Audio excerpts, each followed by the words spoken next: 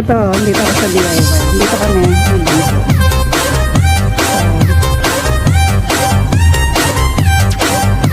So, 43 lang siya.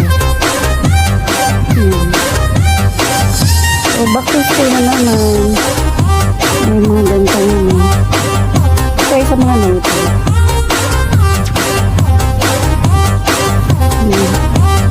Dami dito ang mga pen.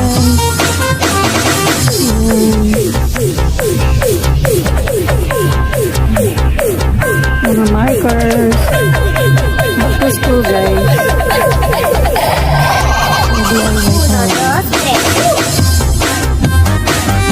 Oh, ang ganda nga. Cute nito.